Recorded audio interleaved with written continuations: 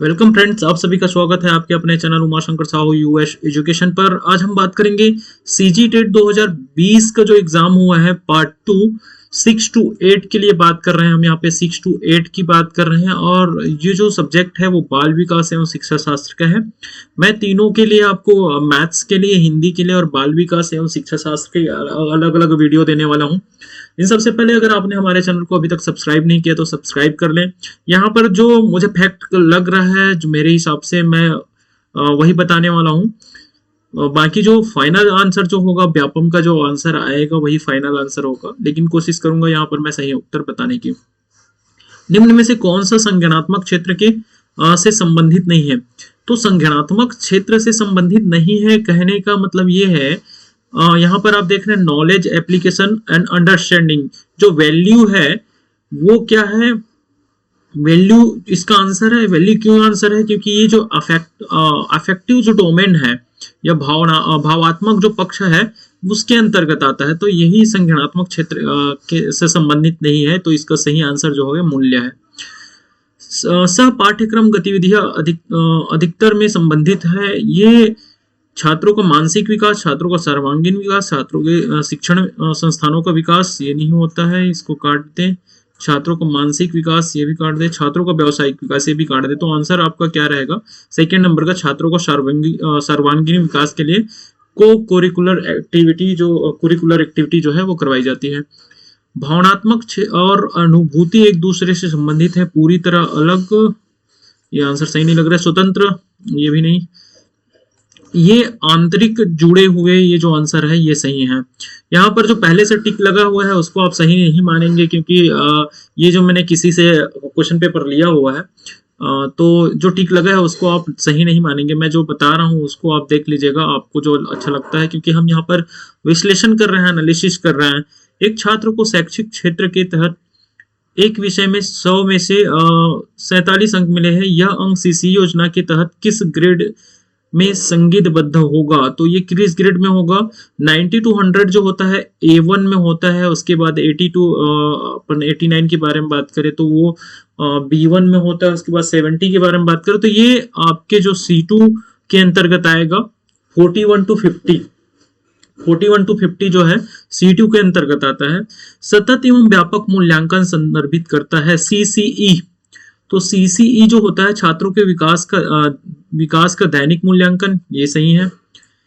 छात्रों में के नियमित मूल्यांकन की एक प्रणाली जो छात्रों के विकास के सभी पहलुओं को शामिल करता है, ये भी सही है। एक कक्षा में सभी छात्रों का नियमित मूल्यांकन, ये भी सही है। तो ये उपरोक्त सभी जो डी है वो आंसर सही है यहाँ पे। छात्रों की उपलब्धि का मूल्यांकन करने के लिए निम्नलिखित में से कौन सा तरीका सबसे अच्छा है? ये सतत मूल्यांकन जो होता है वो सबसे अच्छा तरीका है मूल्यांकन करने के लिए। उपलब्धि का मूल्यांकन, तो उपलब्धि का मूल्यांकन सतत मूल्यांकन, वार्षिक, त्रैमासिक। सतत मूल्यांकन यहाँ पर मुझे सही लग रहा है। शिक्षक को कक्षा का वातावरण खालिस्तान बनाने की कोशिश करना चाहिए, सहायता देने वाला, ये भी सही है। प्रजातांत्रिक ये भी सही है। मित्रवत ये भी सही है। उपरोक्त सभी जो डी नंबर का जो आंसर है वो सही है। बच्चों में सबसे अधिक कौन सा स्वभाव पाया जाता है? खेलने का, अनुकरण करने का, अध्ययन करने का, झगड़ा करने का। तो ये तीनों कार्ड देंगे अपन। खेलने का जो रहता है, अनुकरण सीखना तो होता है, बच्चों का जो स्वभाव होता है, लेकिन वो सीखने में मन कहाँ लगाता है? जब तक उनको फोर्स ना किया जाए, जब तक उनको पुनर्बलन ना दिया जाए, तब तक वो नहीं सीखता है। तो मेरे हिसाब से जो आंसर है खेलने का।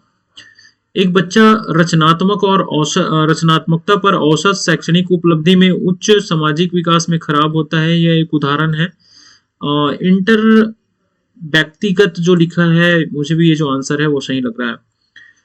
समावेशी शिक्षा को सफल बनाने की दृष्टि से निम्नांकित में से कौन सा उपाय अपेक्षित नहीं है? तो आप इस चीज को आप देखिएगा, अपेक्षित नहीं है। विद्यालयों में प्रशिक्षित शिक्षकों की उपलब्धता, ये तो अपेक्षित है। विद्यालयों में अधोसंरचनात्मक ढांचे, ये भी होना चाहिए। और निःशक्त बच्चों के माता पिता को अपने बच्चों के विशेष विद्यालय में भेजने को कहलाएं, यही आंसर जो है वो अपेक्षित नहीं है। समावेशी कक्षा में सामान्य बालकों के लिए निम्नलिखित में से कौन सा सकारात्मक पक्ष हो सकता है? मानसिक विकास तेजी से होता है, सामाजिक कौशल का विकास आसानी से होता है, गत्यात्मक कौशल आसानी से विकसित होता है, नैतिक विकास तेजी से होता है। देखिए मानसिक विकास तेजी से होता है, इसको हम हटा देंगे, और गत्यात्मक कौशल आसानी से होता है। दो आंसर यहाँ पर दिया गया है, एक सामाजिक कौशल का विकास जो आसानी से होता है और नैतिक विकास तेजी से होता है।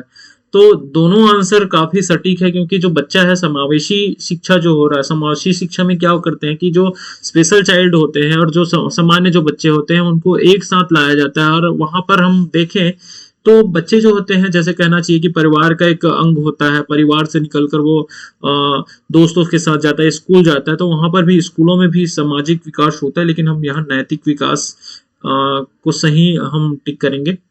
विद्यालय स्तर की कक्षा में बालिकाओं और सामाजिक रूप से पिछड़े वर्ग के लिए निःशुल्क और अनिवार्य शिक्षा नीति को लागू किया गया। किस अभियान की प्रतिनिधि करता है? प्रतिभा को प्रोत्साहित करना नहीं है, क्योंकि ये जो निःशुल्क और अनिवार्य शिक्षा नीति जो लागू किया वो इक्विटी एंड इक्वालिटी के लिए समता और समानता को प्रदर्शित करता है, क्योंकि वहां पर जो सभी बच्चों को हमको ऐसा है कि निःशुल्क अनिवार्य शिक्षा हमको दी जानी है। तो ये प्रतिभा को प्रोत्साहित करना मतलब ये होता है कि कोई बच्चा किस फील्ड में अच्छा होता है, जैसे पढ़ाई में रुचि रखना या खेल में रुचि रखना, तब हम उनको आगे बढ़ाते तो कह सकते हैं कि प्रतिभा को हम प्रोत्साहित कर रहे हैं। एक विशेष आवश्यकता वाली भाषा कक्षा आदर्श है। विशेष रूप से सुसज्जित अलग से स्थिति सभी प्रकार के शिक्षार्थियों को एकीकृत करना, नियमित शिक्षकों की मदद के लिए अतिरिक्त शिक्षक।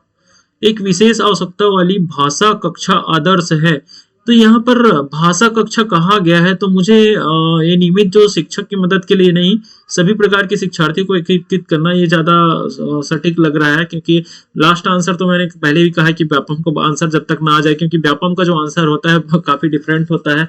आप जब आंसर आएगा तो आप देखेंगे, चेक करेंगे तो समझ में आएगा। सूक्ष्म शिक्षण के भारतीय मॉडल में लगने वाला कुल समय है ये 36 मिनट लगने वाला जो समय है। यदि शिक्षक को कक्षा में कोई समस्यात्मक बच्चा मिल जाए तो उसे क्या करना चाहिए? समस्यात्मक बच्चा मिल जाए तो बच्चे को तुरंत घर भेज देना चाहिए, बच्चे की तरफ ध्यान नहीं देना चाहिए, बच्चे को दंडित किया जाना चाहिए और बच्चे को परामर्श प्रदान किया जाए। Provide counselling to the child. निम्नलिखित में से कौन सा बालक के विकास पर प्रभाव डालता है? यहाँ पर समाज भी डालता है, विद्यालय डालता है, परिवार डालता है। उपरोक्त में से सही। शारीरिक विकास का संबंध नहीं है। शारीरिक विकास कहने का मतलब है कि शरीर के भार से भी है, शरीर के भार से, बुद्धि से तो नहीं है शारीरिक विकास कहना चाहिए। मानसिक विकास कहते तो बुद्धि से हम बोल सकते हैं, कंकाल से भी है और मांसपेशियों से, तो हम बुद्धि को यहाँ पर टिक करेंगे। आगे बात करें, वह कौन सी वस्तु है जो व्यक्ति के जीन्स के अतिरिक्त प्रत्येक वस्तु को प्रभावित करते हैं? मूल प्रवृत्ति, वंशानुक्रम, वातावरण, तीनों। उपरोक्त सभी। प्रतिभाशाली छात्र हैं, उनकी जरूरतों के प्रति मुखर नहीं। अपने निर्णयों से स्वतंत्र, ये जो आंसर है, अपने निर्णयों में स्वतंत्र जो आंसर है ये सही है। इंडिपेंडेंट इन देयर जजमेंट्स, वो अपने जो निर्णय लेता है वो खुद से लेता है। साले आधारित सतत और व्यापक मूल्यांकन छात्रों के लिए उपयोगी है। तनाव कम करना बिल्कुल सही। मूल्यांकन को नियमित करने के लिए बिल्कुल सही। अपने कार्य को जांचने के लिए। उपरोक्त सभी जो आंसर है ये सही है। सीसी प्रकार के मूल्यांकन का उद्देश्य है। सीसी प्रकार के मूल्यांकन कंटिन्यूअस कॉम्प्रिहेंसिव एवोल्यूशन जो होता है, अधिक अध्ययन सामग्री को आसानी से याद करने में मदद। सीसी जो होता है किसी बच्चों की कमी जानने के लिए हम करते हैं, यहाँ पर कमी जानने के लिए ही होता है, क्योंकि मूल्यांकन क्यों किया जाता है कि बच्चे ने कितना सीखा, क्या किया, तो उसके लिए। तो मुझे लगता है कि जो इसमें का जो कोई भी आंसर मुझे सटीक नहीं लग रहा है। अधिक अध्ययन सामग्री को जल्दी याद करना साले याद करने पर आधारित है, तो ये डी आंसर मैं लूंगा यहाँ पे। ज्ञान के सभी विभिन्न मॉडलों, उदाहरण, समझना, याद रखना, अनदेखा करना, कल्पना करना, तर्क करना को शामिल करने के लिए सामान्य शब्द है। ज्ञान के सभी मॉडल, तो ज्ञान के जो सभी मॉडल जो होते हैं अनुभव पर आधारित ज्ञान के जो सभी मॉडल नहीं है, क्योंकि उसमें याद करने वाली भी चीजें होती है। तो मैं बुद्धि की ओर जाऊंगा, बुद्धि जो है मुझे सही लग रहा है। चलिए आगे बात कर लेते हैं। विशेष रूप से सीखने में की कठिनाई, मानसिक स्वास्थ्य संबंधी विशिष्ट क्षमताओं, क्रियात्मक वाले छात्रों की शिक्षा की विधि और अभ्यास का वर्णन करने के लिए आमतौर पर किस शब्द का उपयोग किया जाता है? एकीकृत शिक्षा और विकलांगों के लिए शिक्षा, समावेशी शिक्षा। ये जो आंसर बी सी जो है वहाँ मैं टिक करूंगा। निम्नलिखित में से किसे संज्ञान का कारक नहीं माना जाता है? संज्ञान कहने का, कॉग्निशन कहना का, ये क्रोध जो होता है संवेग है, डर भी संवेग है, भूख को भी इसी के अंतर्गत ले, तो ये स्थान छोड़ना जो है, स्थान छोड़ना जो है ये संज्ञान का कारक नहीं माना जाता है। निम्नलिखित में से कौन सी पद्धति निम्न दृष्टि बालकों की पहचान करने की पद्धति नहीं है? वर्क परफॉर्मेंस टेस्ट, कक्षा प्रेक्षण, नेत्र जांच। ये आंसर मुझे मैं यहाँ पे इसको स्किप करूंगा। विशेष आवश्यकता वाले बच्चों की शिक्षा प्रदान की जाए, विशेष विद्यालयों में विशेष बच्चों के लिए विकसित विधियों द्वारा, ये मैं बी की ओर जाऊंगा। निम्न में से किस कौशल में पूर्व ज्ञान उद्दीपन परिवर्तन, इसमें क्या होता है कि हाव भाव से प्रदर्शित करते हैं, तो ये सही आंसर नहीं है। इंट्रोडक्शन जो क्वेश्चन होता है यहाँ पर, स्किल ऑफ इंट्रोडक्शन जो होता है, परिचय का कौशल की ओर मैं जाऊंगा, क्योंकि किस कौशल में पूर्व ज्ञान की परीक्षा आती है? परिचय जो होते हैं या इंट्रोडक्शन क्वेश्चन जो करते हैं, तो यहीं पर पूर्व ज्ञान के बारे में पूछा जाता है, या हम जब इंट्रोड्यूस कराते हैं तो बच्चों को उनके प्रीवियस नॉलेज के बारे में हम पूछते हैं। तो मुझे लगता है ये बी जो आंसर है सही है। कथन, हमारे बीच ऐसे लोग भी हैं जो लंबे और कुछ छोटे हैं, और कुछ गोरे हैं और कुछ अन्य काले हैं, कुछ लोग पुष्ट और कुछ कमजोर हैं, या किस स्थापित सिद्धांत पर आधारित है? बुद्धि और लिंग अंतर? बिल्कुल नहीं। बुद्धि जाति अंतर? ये भी नहीं। व्यक्तिगत समानता? ये सी आंसर जो सही है, सी को आप टिक कर लीजिएगा। प्रत्येक बच्चा अद्वितीय है, प्रत्येक बच्चा जो है अद्वितीय है, मतलब यह कथन किस सिद्धांत को संदर्भित करता है? निरंतरता को मुझे नहीं लगता है। एक समान प्रतिरूप, यूनिफॉर्म पैटर्न,